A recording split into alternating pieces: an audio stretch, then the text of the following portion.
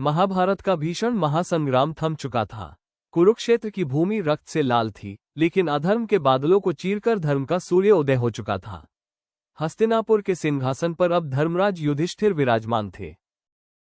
वर्षों के वनवास, लाक्षागृह की अग्नि, द्रौपदी के अपमान और अपनों के वध की पीड़ा सहने के बाद पांडवों के जीवन में पहली बार सुख और शांति ने दस्तक दी थी।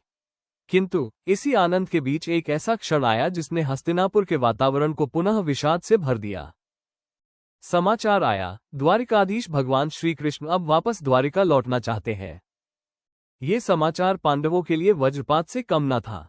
श्री कृष्ण, जो पांडवों के केवल सखा या मार्गदर्शक नहीं थे, वे उनकी आत्मा थे, जिनके होने से वनवास भी राजमहल लगता था और जिनके न होने से अब राजमहल भी वनवास जैसा प्रतीत होने लगा था।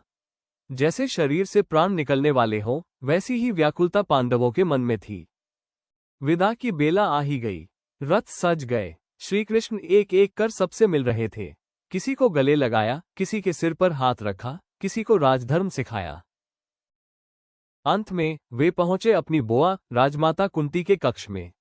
कुंती, वो मां जिसने जीवन में फूलों से ज्यादा कांटे देखे थे।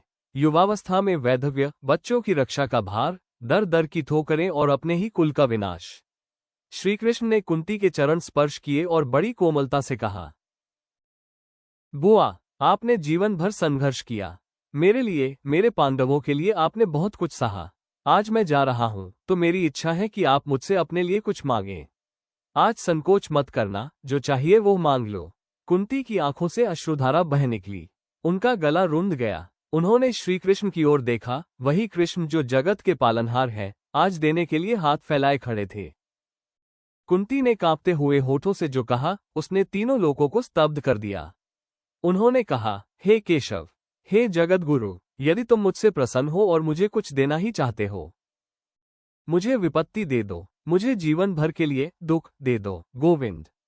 ये सुनकर स्वयं त्रिलोकीनाथ श्रीकृष्ण भी चकित रह गए। उन्होंने विस्मित होकर पूछा, बुआ, यह आप क्या मांग रही है? वर्षों के कष्टों के बाद अब तो सुख के दिन आए हैं। अब आप फिर से दुख क्यों चाहती हैं? तब कुंती ने जो उत्तर दिया, वो भक्ति का सर्वोच्च शिखर है। कुंती ने कहा, हे कृष्ण, मैंने जीवन को बहुत निकट से देखा है। जब जब मेरे जीवन में दुख, विपत्ति आया, तब तब मुझे केवल तुम्हारी याद आई। हर संकट में मैंने तुम्हें पुकारा और तुमने दौड़े चले आकर मेरी रक्षा की। दुख में मेरा मन एक क्षण के लिए भी तुमसे अलग नहीं हुआ। दुख वो डोर है जो मुझे तुम्हारे चरणों से बांधे रखती है, परंतु माधव, मुझे भय है, मुझे इस नए मिले सुख से डर लगता है। क्योंकि जब जीवन में सुख आता है तो मन में अहंकार आ जाता है। इंसान ईश्वर को भूल जाता है। सुख में प्रभु विस्मृति, भगवान को भूलना हो जाती है। जिस सुख में तुम याद न आओ, वो सुख मुझे नहीं चाहिए। मुझे तो वो दुख ही प्रिय है जिसमें हर पल तुम्हारा स्मरण बना रहे, तुम्हारे दर्शन होते रहें। क्योंकि जहां तुम हो, वही मेरा परम सौभाग्य है। श्रीकृष्ण निरुत्तर हो गए। उनकी आंखों में अपनी बुआ के लिए असीम प्रेम और आदर उमड़ पड़ा। कुंती ने आज सिद्ध कर दिया कि सच्ची भक्ति सुख की कामना नहीं, बल्कि ईश्वर के सानिध्य की प्यास है। हम अक्सर भगवान से सुख, धन और वैभव मांगते हैं, लेकिन कुंती का ये प्रसंग हमें सिखाता है कि जीवन का सबसे बड़ा दुर्भाग्य दुख नहीं है, बल्कि ईश्वर को भूल जाना है।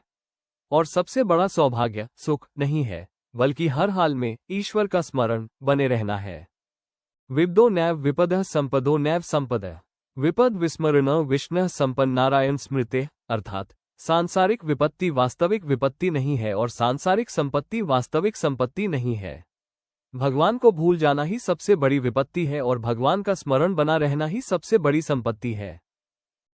कुंती माता और श्रीकृष्ण के इस प्रसंग को अत्यंत भावपूर्ण, प्रवाहमय और भक्तिरस से परिपूर्ण रूप में लिखा है।